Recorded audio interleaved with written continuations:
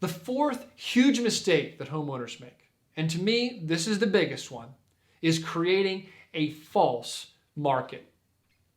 Every market, whether it's the stock market, the housing market, or whatever you might get yourself into, is driven by two factors: supply and demand. The more there's a demand and the less there is a supply, the more an item is going to cost. And this certainly plays out in real estate transactions. If you're looking to move into an area where there are a lot of job openings and very few homes, you can expect to spend more for a home in that area. In fact, you won't even spend more today. If you wait a month, even a year later, you're going to spend even more than you would have if you bought it today. Housing prices are going to skyrocket. These are situations and circumstances that you just can't change. They're outside of your control. However, sadly, I've found that many people create their own false market, and normally that's not a good thing. Here's some examples of how that can play out. Let's say you're moving to an area and you need a house today. You've got a month before you start that job to find a house, move your family in, and you need a home now. Well, I can pretty much assure you that out of your desperate need for a house at that moment, that you're probably going to pay more for whatever house you find, because you've created a market where there's a huge demand personally, where there may not be as much of a demand anywhere else in that community.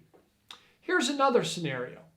Maybe you're in a situation where you haven't obeyed the fourth or the third huge mistake and checked your emotions before a front door.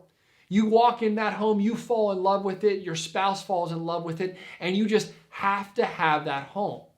Well, what you've done is you've taken a market where maybe there are 20 homes out there that fit those descriptions, and you said, no, I want only this one home.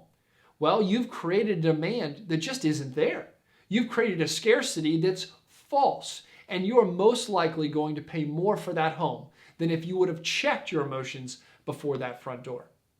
These are a few examples, and there's a host of others where we can create a false market when we go out and look for a home that fits our needs. So here's what I encourage my clients to do. It's a language choice. You need to take the have to out of your language. No matter what that have to is, I have to have a house today, or I have to have this house. Whatever it might be, and there are a host of possible have tos in your life, you need to make sure you check that have to right as it exits your lips. You don't have to have any house. There's all sorts of creative options, whether you're buying or selling your home, that can help float that house or wait on a home, maybe even through rental for a course of time, where you can make sure that you get the very best deal possible and not create that false market that will make you have a deal that just doesn't fit and may doom you down the road, especially if you get a house that doesn't meet your needs. So that's the fourth huge mistake homeowners make, and it's a big one. So make sure you check those emotions so that you do not create a false market.